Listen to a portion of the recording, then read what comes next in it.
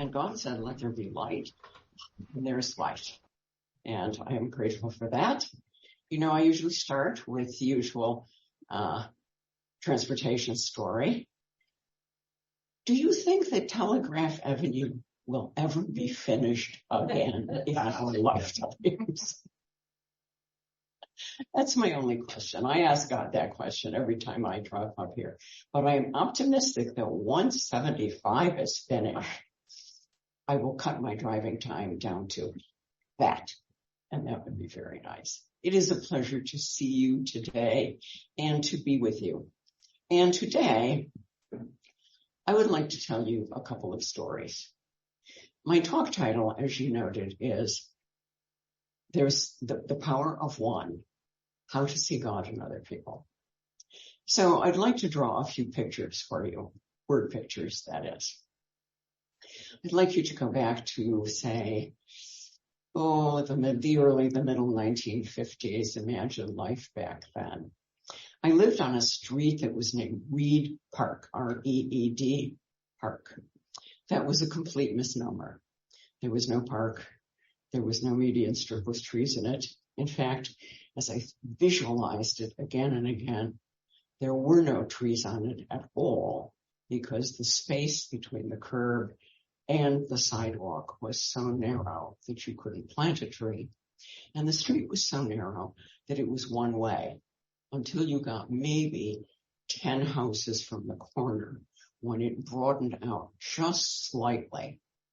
So there was only parking on one side and it was in one direction. But what a wonderful world I lived in. It was an absolutely international, cosmopolitan, regular United Nations community. We lived in the second house from the corner. On that corner, there was a grocery store that actually sold ducks, chickens, and things like that. That was owned by Mrs. Dynek, D-Y-N-E-K. She then had the second house, and then there was the garage, which my father rented. Are you ready for this? For $5 a month in which to park his car and store his apples and pears through the winter. We lived in the next house. We lived in the house next door. Across the street on the other side, the corner house had a wonderful group of Ukrainian people. And then next to them were Lithuanian people.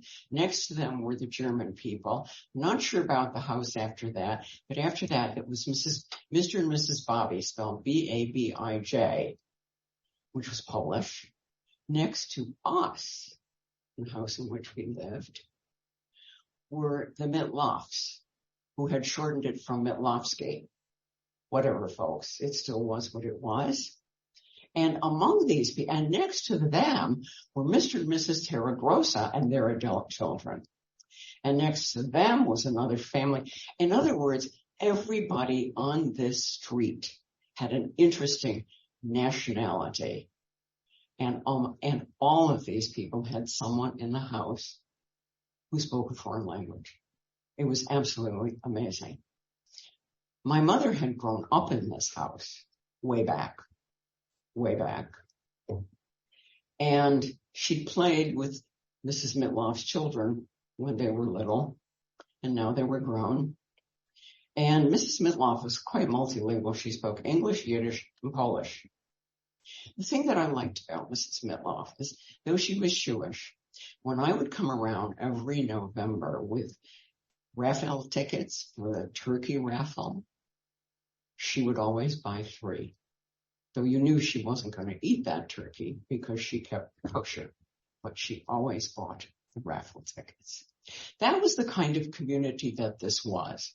People helped one another. People spoke to one another. We talked to each other all the time. We visited over back fences. I remember one house had magnificent, tall, probably 6-foot hollyhock flowers. Oh my God, they were so gorgeous. You hardly see hollyhocks anymore today, but we saw them back then. There was a Jewish grocer on the corner across the avenue. Next to them was a shop I can't remember, but next to that was Mrs. Pilzinski.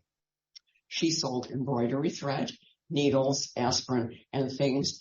And guess what she had right up in the front of the store? A 4-stool ice cream fountain where you could get sodas and sundaes. It was magnificent. Across from that street was Hobbs's Meats. And I'm pretty sure that you could go in there and ask for half a pound of ground beef and at least 4 languages. It was a wonderful community. It really, really was. There is something that I noted about it, though, as I looked back at that story. Everyone on that street was Christian, and everyone was white. That was the 1950s, which meant in that Christian neighborhood, you had the Ukrainian Orthodox Church about 4 blocks that way. You had the Lithuanian Church 1 block that way. 1 block, half a block from that was St. Teresa's, the Little Flower. That was my parish. That was Polish.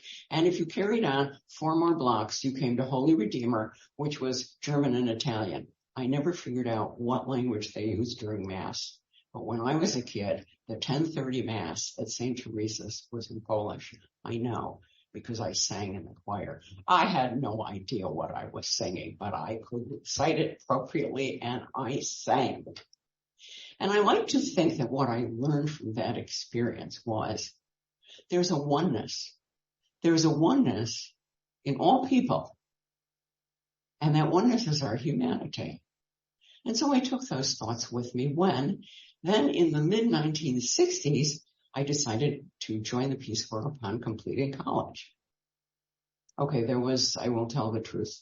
I really wanted to get away from home, and I figured I could get really far away from home if I joined the Peace Corps. There were no cell phones. There were no, there was no, it took 2 weeks for a letter to go and 2 weeks for a letter to come back. That's beside the point. I discovered that in therapy years later. But I did have an altruistic experience and desire and did want to serve my country. Successful after various and sundry interviews by a lot of my references. Oh, I have to tell you about the one about her. I gave our funeral director, that's one of my references. I mean, he knew my family really well. He buried everybody in it for years and years. So he's in his backyard, and this gentleman walks up to himself and says, Mr. Kroll, and goes, yes. He said, I'm with the government. I'm from the federal government. And Mr. Kroll immediately goes, I know. I just sent in that tax payment just a little bit late. And the man looks at him and says, sir, I'm not from the IRS. I'm checking the references of Linda Dominik, who's applied for the Peace Corps. But that was life back then, folks.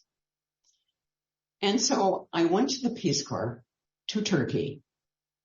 Oh, the exciting part about that was we flew on a Pan Am plane, which was the last propeller flight from Idlewild, that's how long ago this was, out on Long Island, to Ankara, Turkey.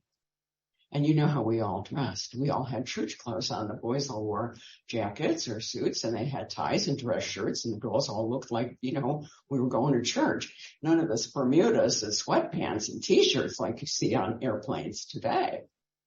Thing is, we had to stop for refueling in Paris at 2:00 in the morning. But you know what? Okay, this is a secret. We were all college kids. The bar was open, and we all went in and had a drink. I mean, why not? So then eventually I got to my site and my posting in a middle school and one elementary school, and I taught English classes in what we'd call a community center for adults 2 nights a week. And I lived on the lower level of the house of my landlord. He and his wife and his 3 daughters lived upstairs. The interesting part of the location of this house is he had a lovely garden that had a lot of flowers and a couple of fruit trees. On the other side of the garden was the mosque for this little town of 28,000 people. So friends, for the next year, 5 times a day at daybreak and sunset, I would hear the call to prayer. What a wonderful experience. Well, maybe not at 4:30, on a Sunday, on a weekday or a weekend day rather, when I didn't have to get up and be at school early and I could have slept in. But it was a great experience. Some of the other experiences were that if I went to the butcher and I didn't ask for half a pound of ground beef and Turkish, I wasn't going to get any dinner that night. In other words, I had to function in a completely different language, a completely different culture. And I had to mind what we would call back then my P's and Q's. All of my sleeves had to be at least wrist length. I never wore slacks outside the house in public. My collars were buttoned up. And even though I may have just spent an hour kibitzing with one of the male teachers in the faculty room, if I passed him on the street, the most I would give him was a little nod of the head in acknowledgement. It was a completely different culture, completely different religion, completely set of mores and manners. But I found something really significant. All the people were kind, welcoming, loving.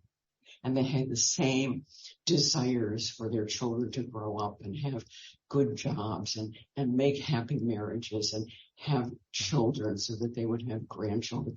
And I lived next door to the school principal in one place, and in another, so most of my friends were the faculty at the school. I found a real commonality. When I was finished after 2 years, and I transferred after the first year. And the first year I was in the middle of Turkey, and there's no other way to describe it except I was in the middle of nowhere and 50 miles from that. It was a tiny little town of 28,000 people. It did not have a bus. And I think the only building that had central heat was the post office. You'd be surprised how clever you can be at managing to teach from standing right next to that wood-burning stove that it was the front of the classroom. They'd look at me like, why is she always standing there from about November to April? And I thought, kids, so I can stay warm. When I finished, I and 5 other people decided to bum around the Middle East for a couple of months. What a great opportunity. We had taken a portion of our severance pay in the Peace Corps. So I traveled through Iran, Iraq, Syria, Jordan, Lebanon, Israel, and Egypt. Many, many, many years later, when I would watch newsreels of places being shot up and being bombed, my heart would break. For I knew the people who lived there. I knew what their lives were like. And I knew the antiquities that I had seen from being shredded. But the important thing was the experiences that I had. Okay, we were typical Americans. We looked American. Back then I was a cute blonde, okay, and I was traveling with 2 guys who were nice and tall, and the other 2 girls were very typically American. And we took public transportation. We also took what you would call a shared taxi. And if we got out in a small town, there was an instant gathering. It was like, oh, who are these people? And what did they want? And somebody who spoke English would come up to us and say, what do you need? What do you want? We said, well, we've come to see the ancient Crusader castle. Oh, we can take you there. But first we have to have lunch. And that time, that gentleman took us to his home, where his wife cooked lunch for us and a few other neighbors and friends on an outdoor charcoal burner away from the house to avoid fire risk. And we sat on the floor on a beautiful carpet on which a tablecloth had been laid. And we ate out of the same plate with little pieces of what we call pita. You can grab a little piece, pop it in your mouth. Friends, when we break bread together, we use that expression, and we use it actually in a way rather casually. But this was so unbelievably intimate. And I have to say, I was thinner back then. And they would look at me and go, oh, you need one of these. And they'd plop a chicken leg on my dish. Like, you need to eat more. You need to eat more. And of course, they would serve water, which we knew we shouldn't drink because it wasn't pure, but we did anyway and then paid the consequences later. And so I traveled in this manner and I met people. I remember meeting a young man. All of us met this young man, and he was a reserve army officer in the Syrian army. And many countries in the Middle East at that point in their history used their educated officers in their 2-year tour of duty as teachers in remote villages. So there'd be somebody who may have gone to Germany or France and gotten a PhD or gotten a master's degree, and he's teaching elementary school to kids who have never been more than a mile from their own home. They would sometimes be quite lonely. And so delighted to see somebody, and most of them, almost all of them, always spoke English. Among the 6 of us, we had fractured French. So when all else failed, we would use a little French. But as we had all learned Turkish, and if you remember your history, that region had been part of what was known as the Ottoman Empire. And at that time, people in our age range and maybe even 20 years younger all spoke Turkish. So we were this incredible phenomenon of English-speaking Americans who also spoke Turkish, respected their customs, understood their desires and wishes. I remember the time we were in a coastal town in Beirut with a beautiful view of the Mediterranean. And somehow, some bug must have bitten me on my ankle. And I developed this really nasty sore, and I wasn't sure what to do with it. Anyway, we all checked into the hotel. The 3 girls would always get one room, and the 3 guys would get one room. Now we're done. I mean, if we spent more than $10 for a hotel room, we thought we were being ripped off. That was so long ago, folks. You can't get lunch at McDonald's for $10 today. About a half an hour after we all checked in, the hotel person knocked on our door, and he said, Miss, I noticed that you have a wound on your ankle. I went to the pharmacist next door and told him what it looked like, and he has sent over this salve, and you should put it on 2 or 3 times a day. Completely unasked. But what I found in that man is he was open to the God moment. He was open to, how can I be of service here? How can I help someone here? And I came away from all of it with an awareness that there is only one. There is only one. It transformed my perspective on humanity. The interesting part about this is this was the middle 1960s.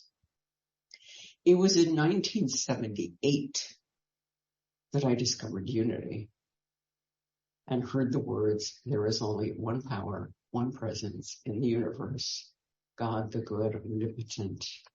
Each of us is a child of God. And I finally had the language to express, to understand, to assimilate within myself what I had known intuitively, intrinsically, and to begin to put it into practice. And that's why I've chosen to talk about this today, because we are living in a world today where we are not seeing the one, we are seeing the many, and we are often categorizing as the other, different from. That's a challenge for us. Because what did Jesus say in his teachings? Love one another as I have loved you. Not just the folks that look like you or talk like you or, wind their spaghetti on their fork like you or whatever. He spoke of that. And the even more powerful words were when he said, he who has seen me has seen the Father, which, as we know, in that historical and spiritual period was a new concept. Because at that time, the people of Israel carried around this wonderful box, pretty good sized box, folks, maybe twice the size of this lectern. And it was bedecked with jewels and gold and ornaments.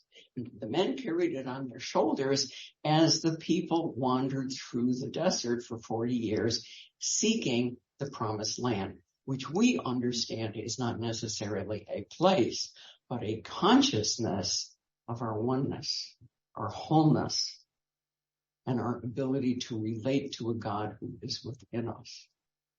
And I thought, what an incredible gift that I discovered that so long ago. So I've looked at that today, and I'm thinking, how do we do this? How do we take ourselves out of an environment, a milieu that seems fragmented and separated into them and they and us and those over there and those folks over there and those folks on the other side of town and those folks on the other side of the country and those people on the other side of the ocean? How do we begin to see this oneness, this wholeness? And I believe that is unity's amazing offer to our century, this oneness. As we know, Charles and Myrtle Fillmore developed the principles that we use in this teaching by studying all of the religions. It's kind of, they looked at everything, they looked at all the rest, took the best and synthesized it into there is only one power, one presence in the universe, God the good. Because those are the important words to focus on, God the good. And if Jesus has said, he who has seen me has seen the Father, and then later said, all this and more will you do in my name, meaning in my nature, then that goodness is within us. That goodness is intrinsic to every single one of us, no matter whether we sit and we pray rosary beads, or we read the Torah scroll, or we bow our heads to the carpet, or we do something else, or we burn incense sticks and try and get into the lotus position. I love meditating, but that's never worked for me, and I don't think God minds. That there is a oneness. This relationship of all human beings is based on what unity calls the presence of the Christ within. And we know from our Metaphysical Bible Dictionary and from our teachings and from our studying that this Christ is not Jesus' last name. It is a concept. And remember, it comes from a Greek word which means the anointed one. Anointed meaning the holy oil has been placed on your head. I was listening to the radio the other day, and it was some rock person, some rock group, and they were going to do a gig, and he said, we're here, we want to bring people joy and happiness. And he said, so before we ever do a show, we hold hands and say, may we bring joy to the people. God, let us do that. I thought, wow, that's fantastic. That's fantastic. So I've looked at this, and I thought, what can I do? You know, my last name isn't Gates or anything like that, so I don't have a million bucks to run around and lay on a bunch of people. But I thought I could catch people's eye. You can make eye contact with somebody. After all, what else can you do while you're standing in the checkout line in your supermarket? Or I had a wonderful experience one time in Barnes & Noble when the lady in front of me had 2 books crooked in her arm like this. And there I am, you know, with my head bent over trying to read the title of the book. And finally I said to her, excuse me, what is the title of that book? And she told me what it was, and it touched my soul so much. I'm not going to tell you because it's rather personal. And I said, wow, that makes me cry. We had a short conversation, and I think it was God, because the 3 people in front of us was a mom and 2 teenage girls. You wouldn't think it would take 3 people that long to buy one book, would you? Yeah, it did. But it offered us that opportunity to communicate. And when she left, we said farewell. The other thing I like to do is open doors, surprisingly, for people. Okay, women aren't usually surprised. Women open doors for women. But folks, try opening a door for some guy. You get this, deer in the headlights. Look, oh my God, this woman opened a door for me. And they're like, thank you. And I know that some of you are sitting here going, Reverend Linda, I'm not as extroverted as you are. I don't run around talking to strangers.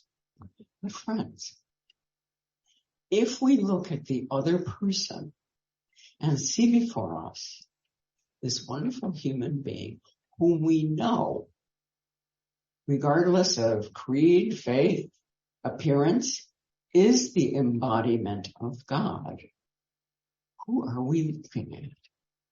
Who might we have the opportunity to speak to? I'm inviting us to be awake and aware of the God moment as it presents itself to us. The God moment is fantastic. I'll tell you another place you can have one, the gas station.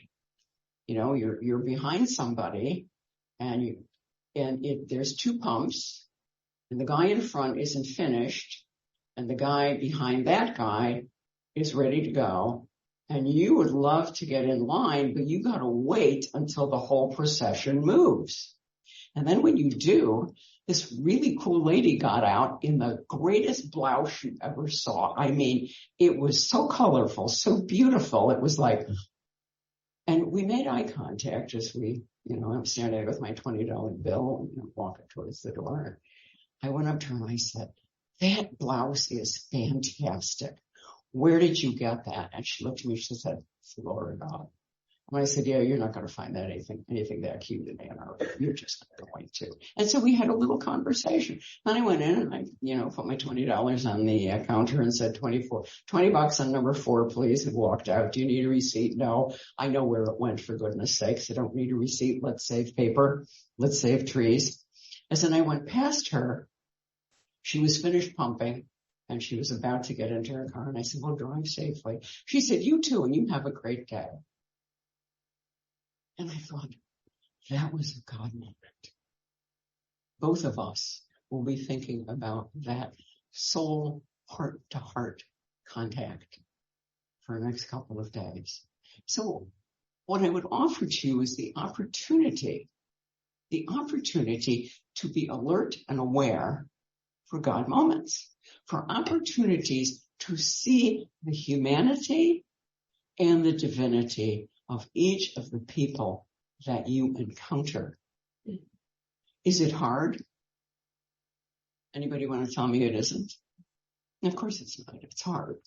We look at people and what happens? Our judgment rises up and I'm thinking, oh my God, honey, if you only knew what you look like in that spandex, you would not be wearing those tights. Yes, I do. Yes, I do. And we all do. And then it occurred to me, somebody could be looking at me and saying, God, what happened to your hair? It's a two-way street.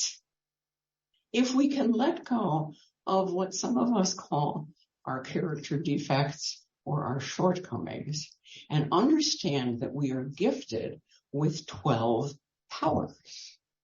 We are gifted with 12 powers, 12 potentialities, 12 capacities with which to engage in daily life and to be the embodied presence of us, of God. That's who we are, the embodied presence of God. Then the Christ in me greets the Christ in you. Now, do I recommend that you walk up to somebody and say that? Not unless you're in a union church. But could you not say it silently? Okay, let's go out on the highway. Oh, that is ample opportunity, friends, to practice the presence of being God. The person that cut in front of you, you're already 10 miles over the speed limit and they're flying past you and cut in front of you. You know what I've started to do is say, Father, Mother, God, may the urgency of that person bring good into the world. How do I know there isn't somebody lying on the back seat, some little kid injured, some woman in labor, some person who is on the way to the hospital because they've just gotten a phone call saying your spouse, your brother, your mom, your dad is in the emergency room? What we don't know is injurious to us. But what we do know is that each and every one of us is in God's infinite care. So we may not see the outcome, we may not see the circumstances, but we can be confident. We can be confident that there is what we call divine order in the universe. I would also say that some of the powers that we need to practice, that we would desire to practice in this, would be imagination. When we look at something, we go, oh yeah, that's what it is. What if we blinked for a moment and looked at it again? And looked at it again. We do that in meditation many times. We will say, bring into your mind, see in your imagination the circumstances. Now blink as it were and look again. And we see a new unfolding of what we have just visualized. Why can't we do that in the blink of an eye?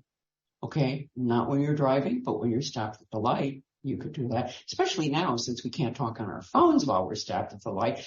Think of all the ample opportunity we have, friends, for affirmations, meditations, blessings.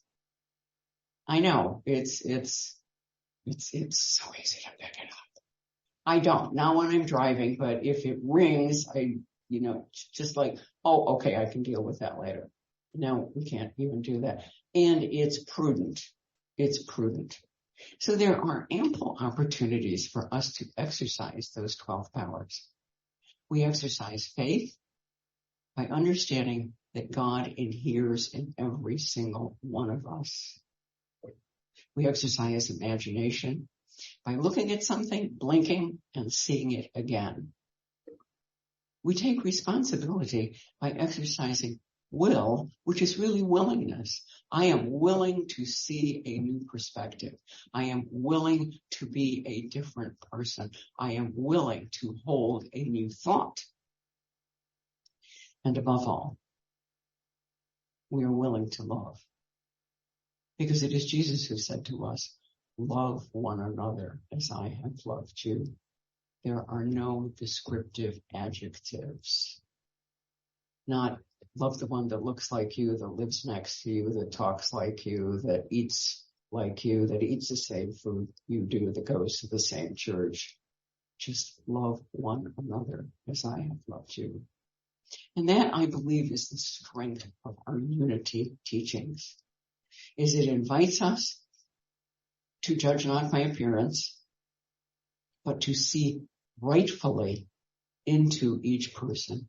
Within that person is a human being having a spiritual experience, or truly a spiritual being having a human experience. The two work synchronistically. We're either in one modality or the other, and yet there is a unity in that. So I would invite you to think about ways in which you can see the oneness of all things and to see God in other people. We remind ourselves that we say frequently in unity, there is only one power and one presence in the universe, God the good, omnipotent, omniscient, omnipresent. And with Reverend Ross's permission, I have added omniamorous, all loving all the time. Friends, we're going to do a meditation now. And this is a little bit of a departure for me. I don't usually read something from somebody else, but I want to do that this morning. There was a unity minister whose name was Joyce Kramer. She had a wonderful ministry in Virginia Beach, Virginia. She's made her transition many years ago. But a few of her friends have kept her ministry going by having an email of the words that she wrote over the course of her career. When I opened my phone this morning, it was like, oh my goodness, this is a perfect gift from God. Linda, you couldn't do as well as this. Why don't you use Joyce's words? So I invite you to close your eyes, to settle in, breathing in and out, calming your soul, your mind. We begin like this. I stir up the gift of God within me and express my dynamic personality. What do you think of yourself? Your self-appraisal is revealed in how you speak, how you walk, how you talk, how you dress, how you act, and how you react. Your personality is the expression of what you think of yourself.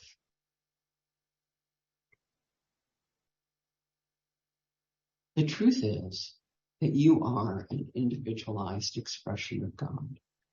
Within you are the divine qualities of love, life, power, and wisdom.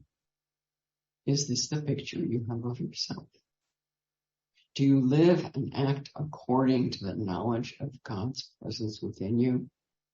If so, you will be a channel through which,